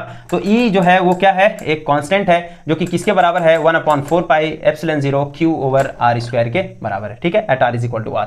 थर्ड पॉइंट अभी हम देखें कि when r is less than r, that means आप जो है उस सरफेस के अंदर चले गए। जब आप सरफेस के अंदर चले जाएंगे तो इलेक्ट्रिक फील्ड क्या होगा, उसको हम देख लेते हैं कि when r is less than r, उस केस में हमारा इलेक्ट्रिक फील्ड क्या होगा। तो वो चीज हम देख लें। तो ये हमारा थर्ड केस हो जाएगा, ठीक है। तो मैं थोड़ा सा इसको चेंज कर देता हूं अभी, क्योंकि गॉसियन सरफेस अब हमारा इस तरीके से नहीं बनेगा, ठीक है।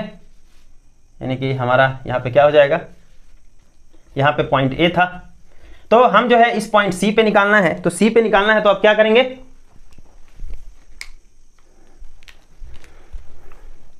तो C पे निकालना है तो हम एक गॉसियन सरफेस ड्रॉ करेंगे। मतलब C को, दैट इज O से C का जो डिस्टेंस है वो R हो गया। अब ये वाला डिस्टेंस R हो गया, मतलब यहां से यहां तक का जो डिस्टेंस है वो R हो गया। तो इससे हमने एक गॉसियन सरफेस है, तो मतलब ये जो होगा वो गॉसियन सरफेस हो जाएगा।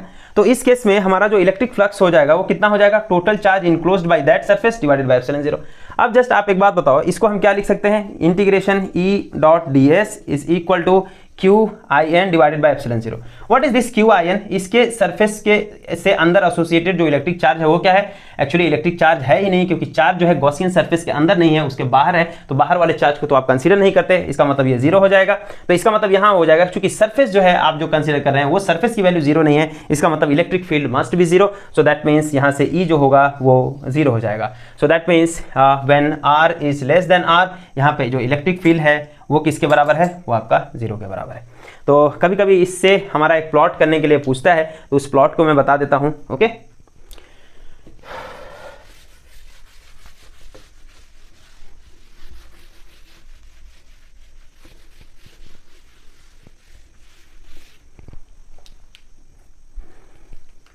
तो यहां पे देखें, अगर हम प्लॉट करें तो कैसा होगा। तो इट इज लाइक दिस, यहाँ पे ये हमारा इलेक्ट्रिक फील्ड का वैल्यू, ये हमारा R की वैल्यू। तो यहाँ पे आप सेंटर कंसीडर करें, उसका जो स्फेरिकल शेल था उसका सेंटर है यहाँ पे, वो ये जो पॉइंट है वो O है, इससे r डिस्टेंस में मान लेते हैं यहाँ पे है, यहाँ पे जो r is equal to r radius हो गया। इसका मतलब यहाँ पे जो डिस्टेंस होगा r is less than r होगा, यहाँ पे क्या होगा r is greater than r। इसका मतलब ये जो पॉइंट है वो यानी कि इसका मतलब क्या हुआ कि r is equal to r और 0 से आपका ये जो o है, o से r तक जो है आप जो है स्फेरिकल शेल के अंदर ही हो आप। तो आप देखें कि जब आप r is greater than r है तो 1/r स्क्वायर के प्रोपोर्शनल है। तो r is greater than r मतलब कौन सा रीजन हो जाएगा? एक्चुअली ये वाला region, r is equal to r यहाँ पे है और r is less than r ये वाला रीजन है। तो when r is equal to r is greater than r मतलब इस केस में r is greater than r, यहाँ पे क्या है, e is proportional to 1/r square. मतलब क्या हुआ यहाँ पे, e is proportional to 1/r square, कुछ ऐसा यहाँ पे हुआ e is proportional to 1/r square यहाँ पे। तो यहाँ पे क्या हुआ, when r is greater than r, जब r is equal to r है तो उसकी वैल्यू कांस्टेंट है, मतलब और कांस्टेंट और सबसे मैक्सिमम वैल्यू होगी। यानी कि यहाँ पे जो वैल्यू आई आपके, यहाँ पे जो वैल्यू है वो वैल्यू क्या है, यहाँ पे जो वैल्यू होगी वो वैल्यू एग्जैक्टली यही जो यहाँ पर दी गई है, जो कि e वैल्यू होगी और e is equal to 1/4 pi epsilon 0 q/r square के बराबर हो जाएगा ये इलेक्ट्रिक फील्ड। फिर उसके बाद से क्या हुआ कि when r is less than r, जैसे ही आप अंदर आ गए सरफेस के, इलेक्ट्रिक फील्ड 0 हो गई। और ये इलेक्ट्रिक फील्ड 0 होने का मतलब कि इलेक्ट्रिक फील्ड बहुत ही एब्रुप्टली चेंज हो रहा है, मतलब डिसकंटिन्यूअस है, मतलब यहाँ पे इलेक्ट्रिक फील्ड ऐसा है और यहाँ पे इलेक्ट्रिक फील्ड है। सो this is the plot actually. कोई बच्चा अगर ऐसा कर देता है तो भी कोई इशू नहीं है, यहाँ पर आपका सेम चीज़ होगा। This is the plot for it, ठीक है। कभी कभी आप देख सकते हो कि बुक्स में मतलब जो है यहाँ पे आप एक कॉन्टिन्यूअस कर्व में दिखा दो आप, ये ऐसा जाएगा, इसका मतलब ये हो जाएगा कि यहाँ पे आपका एक डिसकंटिन्यूअस मिला है r is equal to r पे, क्योंकि r is less than r electric field 0, r is greater than r पे इलेक्ट्रिक फील्ड आपका ऐसा वेरिएशन करता है जैसे होता है जनरली हम बात करते हैं, लेकिन इलेक्ट्रिक फील्ड एट सरफेस जो कि मैक्सिमम होगा, ठीक है। अब जो हमारा लास्ट केस है वो ये है कि electric field due to uniformly charged sphere. ये सॉलिड स्फीयर केस कंसीडर कर रहे हैं। यहाँ पे क्या है, चार्ज डिस्ट्रीब्यूशन क्या है, ये है हमारा वॉल्यूम चार्ज डिस्ट्रीब्यूशन है, वॉल्यूम चार्ज जो हमारा डिस्ट्रीब्यूशन है वो है, ठीक है, समझ में आ रहा है। जिसमें वॉल्यूम चार्ज अगर डिस्ट्रीब्यूशन होगा और अगर वो यूनिफॉर्म डिस्ट्रीब्यूशन है तो उसमें जो आपका जो रो होगा that is charge density, volume charge density वो कांस्टेंट हो जाएगा, ठीक है। तो यहाँ पे हमने रो मान लिया है। अब हमें क्या करना है कि electric field, find the electric field at point A B and C, ठीक है। यहाँ पे हमें इलेक्ट्रिक फील्ड फाइंड आउट करना है। कैसे फाइंड आउट करेंगे electric field? Exactly same type का प्रोसीजर है जैसे हम फाइंड आउट करते हैं इलेक्ट्रिक फील्ड। ओके, इस पॉइंट को थोड़ा सा यहाँ चूंकि गॉसियन सरफेस में बनाऊंगा तो गॉसियन सरफेस से वो काफ़ी बड़ा हो जाएगा, तो यहाँ पर हम ए मान लेते हैं, ए पॉइंट ए। तो यहाँ पे मान लें कि यहाँ से यहाँ तक का जो डिस्टेंस है, लेट अस कंसीडर वो डिस्टेंस हमारा क्या है, r है। तो हम क्या करेंगे, पहले केस में हम इलेक्ट्रिक फील्ड, मतलब पहला जो हमारा होगा कि electric field when r is greater than r, right. यही मैं फाइंड आउट करना है कि E जो है क्या होगा कि when r is equal two is greater than r, ठीक है। तो हम क्या करेंगे कि यहाँ पे हम एक गॉसियन सरफेस बनाएंगे, तो इसको रेडियस मान के हम क्या करेंगे, एक गॉसियन सरफेस हमने बनाया, सो this is the Gaussian surface, okay. तो ये हम गॉसियन सरफेस मान लेते हैं, this is the Gaussian surface. अब क्या करेंगे, एग्जैक्टली सेम प्रोसीजर जैसा हम पहले कर रहे थे कि गॉस लॉ अप्लाई करेंगे using Gauss law. Gauss law क्या है, it is total electric flux is equal to QIN divided by epsilon 0 के बराबर होगा। टोटल इलेक्ट्रिक फ्लक्स किसके बराबर हो जाएगा, यहाँ पे एग्जैक्टली सेम चीज, इसमें कोई दिक्कत नहीं करना है। Integration E.ds is equal to QIN, इस गॉसियन सरफेस से जो एसोसिएटेड जो अमाउंट ऑफ चार्ज है वो कितना है, it is Q, so that is Q upon epsilon 0। और यहाँ पे हम क्या लिख सकते हैं, इंटीग्रेशन यहाँ पे EDS cos theta that is Q upon epsilon 0 के बराबर होगा। अब यहाँ से इसकी वजह से जो इलेक्ट्रिक फील्ड यहाँ पे होगा उसका जो डायरेक्शन है और जो सरफेस का जो डायरेक्शन है जो आप ds कंसीडर करोगे वहां पे पैरेलल होगा, थीटा की वैल्यू 0 हो जाएगी। तो cos 0 की वैल्यू क्या हो गई, cos 0 की वैल्यू 1 हो जाएगी, ठीक है, समझ में आ रहा है।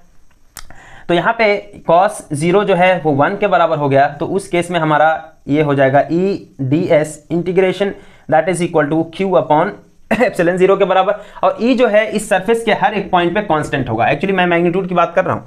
तो यहाँ पे क्या होगा, E को फिर से हम बाहर कर लेंगे, तो E integration ds that is equal to Q upon epsilon 0 and then what is this one, यानी कि ये जो गॉसियन सरफेस है, इस गॉसियन सरफेस का what is the surface area, that is 4 pi r square and then this will be equal to, it is 4 pi r square and that is equal to Q upon epsilon 0. This implies E is equal to 1 upon 4 pi epsilon 0 Q upon r square. So this will be the electric field due to the uniformly charged solid sphere at a distance r which is greater than the radius. So this implies electric field is proportional to 1 by r square again. और ये electric field कैसा आ रहा है, यहाँ पर भी आप exactly same observation है जिससे जैसा अभी जस्ट हमने पहले किया कि जैसे ही आप स्फेरिकल शेल के या स्फीयर के बाहर चले जाते हो किसी पॉइंट पे और वहां से आप उसको देखते हो तो ऐसा ट्रीट होता है कि कि जो आपका स्फीयर है, एक्चुअली वो स्फीयर का ऐसा ट्रीट होता है कि स्फीयर पे जितना भी चार्जेज है वो सभी चार्ज एक पॉइंट ओ पे कॉन्सेंट्रेटेड है, राइट, इसी टाइप का, क्योंकि एक्सप्रेशन तो वही हमारा बोल रहा है। नाउ यहाँ पे हमारा क्या हुआ कि एग्जैक्टली यहाँ पर भी हम एक प्लॉट करेंगे, तो इलेक्ट्रिक फील्ड की वैल्यू कितनी आ गई, it is proportional to 1/r² when r is greater than r, यहाँ पे आपको लिख लेना है। तो ये केस 1 में हमारा हो गया, right, when r is greater than r। Now what about at r is equal to r, जब r is equal to r पे आप आओगे, मतलब r is equal to r that is मतलब पॉइंट b, तो पॉइंट b से अगर हम गॉसियन सरफेस अगर हम ड्रॉ करेंगे तो इस गॉसियन सरफेस के अंदर जो अमाउंट ऑफ चार्ज होगा एग्जैक्टली वो q ही होगा। तो जब q होगा तो जो इलेक्ट्रिक फील्ड होगा वो किसके बराबर होगा, उसमें कोई दिक्कत नहीं है। तो यहाँ पे जितना भी आपके पास एक्सप्रेशन है जैसे हमने पहले किया, r is equal to capital R हो जाएगा, ठीक है। तो यहाँ पे जस्ट वही चीज लिख देंगे। तो सेकेंड केस में क्या हो जाएगा इलेक्ट्रिक फील्ड, अरे बोलो भाई, तो सेकेंड केस में इलेक्ट्रिक फील्ड कितना हो जाएगा, केस 2 अगर हम बात करें तो यहाँ पे केस 2 अगर हम बात करें तो यहाँ पे जो इलेक्ट्रिक फील्ड हो जाएगा सेकेंड केस में when r is equal to r, so electric field is equal to कितना हम लिख देंगे, E is equal to 1/4πε0 that is q/r², इसके बराबर हो जाएगा, जो कि एक कांस्टेंट वैल्यू है। ओके, सो नाउ अब देखिए ये r is equal to r पे है। नाउ अब अगर हम बात करें कि उसके अंदर कितना होगा, तो अगर आपको याद होगा कि जो स्फेरिकल शेल के लिए हम लोगों ने जो किया, स्फेरिकल शेल में क्या था कि अंदर जब हम गॉसियन सरफेस ड्रॉ किए, उस गॉसियन सरफेस के अंदर कोई भी चार्ज नहीं आया। जब कोई भी चार्ज नहीं आया तो इसीलिए हमारा चार्ज की वैल्यू 0 हो गई थी, यानी इलेक्ट्रिक फील्ड हमारा 0 हो गया था उसके अंदर, राइट। लेकिन यहाँ पे एक्चुअली इलेक्ट्रिक फील्ड 0 नहीं होगा। उसका रीज़न है कि जब आप गॉसियन सरफेस ड्रॉ करेंगे तो देखिए उसके अंदर जब हम गॉसियन सरफेस ड्रॉ करेंगे तो कैसा होगा, जस्ट मैं इसको मिटा देता हूँ थोड़ा, क्योंकि काफ़ी पजल हो जाएगा फिगर, तो इसीलिए जस्ट मैं मिटा रहा हूँ इसको। तो जो हमें चाहिए मैं वही रख रहा हूँ इस बार, ठीक है।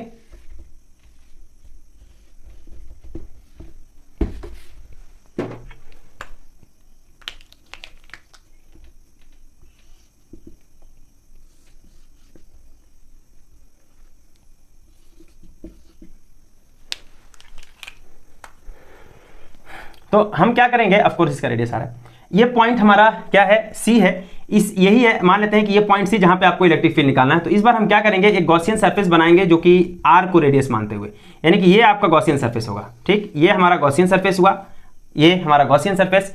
तो इस गॉसियन सरफेस के अंदर देखेंगे कि जो अमाउंट ऑफ चार्ज है, ऑफ कोर्स वो अमाउंट ऑफ चार्ज आपका क्या है, डिफरेंट है। देखिए Q जो है वो पूरा का पूरा यूनिफॉर्मली डिस्ट्रीब्यूट किया गया है, ठीक है। लेकिन इसके अंदर गॉसियन सरफेस के अंदर क्या Q अमाउंट ऑफ चार्ज होगा, नहीं। क्यों, क्योंकि ये जो चार्ज है बाहर वाला चार्ज आपको एक्सक्लूड करना पड़ेगा। तो बाहर वाला जब चार्ज नहीं होगा तो जो अमाउंट ऑफ चार्ज होगा गॉसियन सरफेस के अंदर वो अलग हो जाएगा। मान लेते हैं कि वो जो अमाउंट ऑफ चार्ज है वो Q डैश है, Q dash is a charge contain by that Gaussian surface, so this is the Gaussian surface. Okay, अब उस केस में हम मतलब इलेक्ट्रिक फील्ड कैसे निकालेंगे अंदर में, उसको हम देख लेते हैं। ओके, तो ये जो है केस 3 हमारा है, केस 3। अब उस केस में क्या होगा जरा बताइए। तो यहां पे क्या है, total electric flux using Gauss law.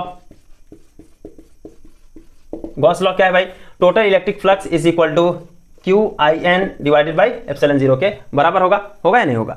तो यहाँ पे जो आपका जो ये इलेक्ट्रिक फ्लक्स हुआ वो क्या हुआ, इंटीग्रेशन फॉर्म में E.ds is equal to QIN की वैल्यू क्या होगी। जस्ट यहाँ पे थोड़ा सा देखते हैं QIN की वैल्यू क्या होगी। जो QIN है उसकी वैल्यू क्या होगी, क्योंकि चार्ज को यूनिफॉर्मली डिस्ट्रीब्यूट किया गया है। यूनिफॉर्मली डिस्ट्रीब्यूट करने का मतलब ये हुआ कि आपका जो amount of charge divided by particular volume that is constant, charge density constant होगी। तो चार्ज डेंसिटी, इसका मतलब हमें निकालना है कि इस पर्टिकुलर वॉल्यूम में कितना अमाउंट ऑफ चार्ज है, ठीक। तो इसका मतलब ये हुआ कि चार्ज डेंसिटी इज बेसिकली रो, और जो वॉल्यूम होगा वो कितना होगा 4/3πr3 ये होगा। देखिए charge density is equal to क्या होगा, चार्ज डिवाइडेड बाय वॉल्यूम होगा कि नहीं होगा। इसका मतलब चार्ज किसके बराबर हुआ, charge is equal to charge density multiplied by volume के बराबर होगा। इसका मतलब यह हुआ कि आपका वॉल्यूम अगर आप ये कंसीडर करोगे तो volume multiplied by charge density will give you the charge enclosed by that surface, होगा या नहीं होगा। इसका मतलब ये जो QIN की वैल्यू होगी वो कितनी हो जाएगी, रो 4/3πr3। एक्चुअली वो किस लिए हम कर रहे हैं, क्योंकि हम यही सबसे बड़ी चीज है कि यूनिफॉर्मली डिस्ट्रीब्यूटेड है चार्ज, इसीलिए हम इसको लिख पा रहे हैं। अगर यूनिफॉर्मली डिस्ट्रीब्यूट नहीं होता तो फिर हम इतने आसानी से इसको नहीं लिख पाते, फिर हमें वो rho as a function of r लिखना होता और उसकी वैल्यू को हमें देखना पड़ता कि कैसा है। तो चूंकि ऐसा नहीं है, अभी भी आपका जो सिलेबस है उसमें ऐसा नहीं है, यूनिफॉर्म चार्ज डिस्ट्रीब्यूशन है, इसीलिए हमने रो कंसीडर किया है। तो यहाँ पे कितना हो जाएगा, यहाँ पे जस्ट ये होगा E ds cos theta integration that is equal to 4/3 pi R cube into rho के बराबर होगा। नाउ यहाँ पे जो थीटा होगा एग्जैक्टली सेम चीज होगा कि यहाँ पे जो इलेक्ट्रिक फील्ड है और यहाँ पे जो आर है या जो सरफेस है उसका जो डायरेक्शन होगा वो सेम होगा। तो थीटा की वैल्यू 0 डिग्री, अगेन cos 0 की वैल्यू 1 हो गई। इसका मतलब इलेक्ट्रिक फील्ड है वो कांस्टेंट हो जाएगा। इसको हम बाहर करेंगे, इंटीग्रेशन ये हमारा ds हो जाएगा that is equal to 4/3 pi R cube into rho के बराबर हो जाएगा। अब यहाँ पे हमारा क्या हो जाएगा जरा सा बताइए। यहाँ पे क्या हो जाएगा E इंटू ये जो सरफेस एरिया है वो कितना है, तो गॉसियन का जो सरफेस एरिया है वो कितना होगा, अगर उसका रेडियस स्मॉल r है तो 4 pi R cube, sorry 4 pi R square होता है, yes 4 pi R square. So it is a 4 pi R square that is equal to 4/3 pi R cube into rho. So यहाँ पे 4 pi से ये 4 pi cancel और R square से ये cube cancel हो जाएगा, केवल r बचेगा। So E is equal to क्या आया आपका, E इज इक्वल टू, अच्छा एक चीज़ मैं यहाँ पे भूल गया, डिवाइडेड बाई एप्सिलॉन 0 लिखना। तो यहाँ पे एप्सिलॉन 0 होगा, प्लीज़ नोट इट डाउन, यहाँ पे एप्सिलॉन 0 होगा। So that is equal to 1/3 epsilon 0 rho into R. So this is the electric field. तो यानी कि उसके अंदर जो इलेक्ट्रिक फील्ड होगा वो कितना है, उसके अंदर जो इलेक्ट्रिक फील्ड का जो होगा वो किसके बराबर होगा, E इज इक्वल टू रो/3 एप्सिलॉन 0 इंटू आर। मतलब यहाँ से आप देख सकते हैं कि किस तरीके से कितना डिफरेंट वेरिएशन हो जाता है। यहाँ पे E is equal to some constant into r, that means E is proportional to हमारा r है। तो इलेक्ट्रिक फील्ड गॉसियन सरफेस के, यानी कि इलेक्ट्रिक फील्ड जो हमारा सॉलिड स्फीयर है उसके अंदर जो इलेक्ट्रिक फील्ड का वेरिएशन है वो आपका E is proportional to 1/r² नहीं है, E is proportional to r है। मतलब एक लीनियर वेरिएशन दे रहा है हमारा, राइट। तो यहाँ पे इसका मतलब क्या हुआ, यहाँ पे कि when r is equal to r, उस केस में जो इलेक्ट्रिक फील्ड था वो कितना था 1/4 पाई एप्सिलॉन 0 और ये होता था Q/r², जो कि एक कांस्टेंट वैल्यू है। यहाँ पे क्या था, एक कांस्टेंट वैल्यू। लेकिन ये पहला केस, ये दूसरा केस और तीसरा केस जब हम कंसीडर करते थे r is less than r, उस केस में जो इलेक्ट्रिक फील्ड है वो कितना है, E is proportional to r। Of course electric field का जो वैल्यू है वो है रो/3 एप्सिलॉन 0 इंटू r के बराबर है, राइट। तो जस्ट इसमें अगर हम प्लॉट की बात करें तो वो प्लॉट कैसा आएगा, जस्ट उस प्लॉट के बारे में मैं बता देता हूँ, ठीक है। तो इसको मिटा दूँ, आप इसको नोट डाउन कर सकते हो। तो जस्ट मैं इसको मिटा देता हूँ। ये प्लीज़ खुद से ट्राई करना है इसको, मतलब जो है थोड़ा समझ करके ट्राई कीजिए। अब मैं इसको मिटा करके जो प्लॉट है उसको बता देता हूँ, ठीक है।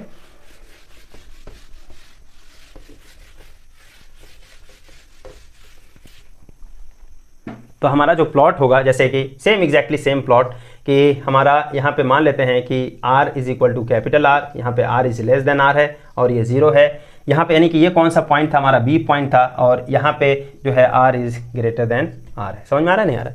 तो यहाँ पे of course this is electric field. तो अब आप प्लॉट बना सकते हैं क्या, तो of course r is equal to r पे वो एक कांस्टेंट वैल्यू है और r is greater than r पे वेरिएशन जो है हमारा E is proportional to 1/r², so it is again like this. तो यहाँ पे E is proportional to 1/r² जब आपका यहाँ पे है तो ठीक है, ये हमारा इस तरीके से कुछ वेरिएशन होगा, इसको आप ऐसा बना सकते हैं। तो ये हमारा वेरिएशन होगा इलेक्ट्रिक फील्ड का। फिर उसके बाद से when r is less than r, spherical shell के केस में ये 0 हो जा रहा था, लेकिन यहाँ पे 0 नहीं है, यहाँ पे E is proportional to r है। दैट मीन्स एक लीनियर वेरिएशन है।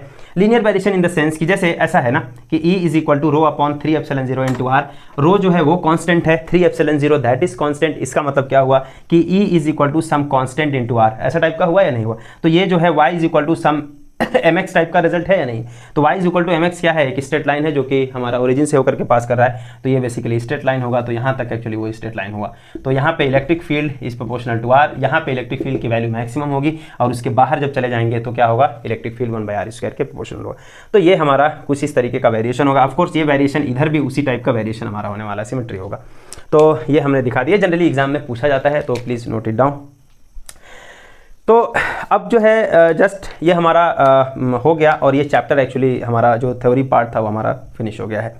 अब जो है जस्ट इसको मैं समराइज़ कर देता हूँ कि हमने जो है क्या चीज़ पढ़ा है। आज का जो लेक्चर था उसमें हम लोगों ने देखा कि गॉसियन जो गॉस लॉ है हमारा, उसके एप्लीकेशन के बारे में हम लोगों ने पढ़ा और उसमें हम लोगों ने लीनियर चार्ज डिस्ट्रीब्यूशन या लीनियर चार्ज, एक इनफाइनाइट कंडक्टर हमने कंसिडर किया, एक इनफाइनाइट कंडक्टर या इनफाइनाइट आप लेंथ का वायर कंसीडर किया हम लोगों ने। उसकी वजह से जो है हमारा इलेक्ट्रिक फील्ड हमने निकाला using Gauss law of course. और फिर उसके बाद से हमने एक इनफाइनाइट शीट लिया, इनफाइनाइटली हमारा जो एक्सटेंडेड शीट था उसकी वजह से हमने इलेक्ट्रिक फील्ड निकाला और देखा कि वो जो है सिग्मा/2 एप्सिलॉन 0 के बराबर आता है। फिर उसके बाद से हमने एक स्फेरिकल शेल लिया, वहाँ पर भी जो भी हमारा जो डिस्ट्रीब्यूशन ऑफ चार्जेस है वो हमारा यूनिफॉर्म था, उसकी वजह से हमने इलेक्ट्रिक फील्ड निकाला। उसके बाहर उसके सरफेस पे, उसके अंदर में, और फिर उसके बाद इवन हम लोगों ने प्लॉट भी देखा। फिर लास्ट में हम लोगों ने देखा कि अगर आपके पास यूनिफॉर्मली अगर आपका एक आपका जो डिस्ट्रीब्यूशन है, मतलब वॉल्यूम चार्ज डिस्ट्रीब्यूशन के केस में हम लोगों ने बात किया, और वो जो केस था हम लोगों ने क्या कंसिडर किया कि जो चार्ज डिस्ट्रीब्यूशन है वो चार्ज डिस्ट्रीब्यूशन एक्चुअली आपका स्फीयर के अंदर जो चार्जेस का डिस्ट्रीब्यूशन है वो है। तो हमने जो कंसिडर किया वो क्या कंसिडर किया, electric field due to a uniformly charged solid sphere, ठीक है, उसकी वजह से इलेक्ट्रिक फील्ड कितना होता है। तो और यहाँ पे ऑफ कोर्स हम लोगों ने देखा कि किस तरीके से वेरिएशन होता है इलेक्ट्रिक फील्ड का अंदर में, बाहर में और सरफेस पे। तो ये रहा हमारा जो इलेक्ट्रिक फील्ड एंड चार्जेस का जो फर्स्ट चैप्टर है, उसका बेसिकली थ्योरी पार्ट हमारा कंप्लीट हो गया है। सो मैं बच्चों से एक रिक्वेस्ट करूँगा कि प्लीज़ अगर आपको समझ में आता है तो अपने दोस्तों को भी इसको फॉरवर्ड करें और मेरा जो चैनल है उसको आप सब्सक्राइब करें। So that is it, thank you very much.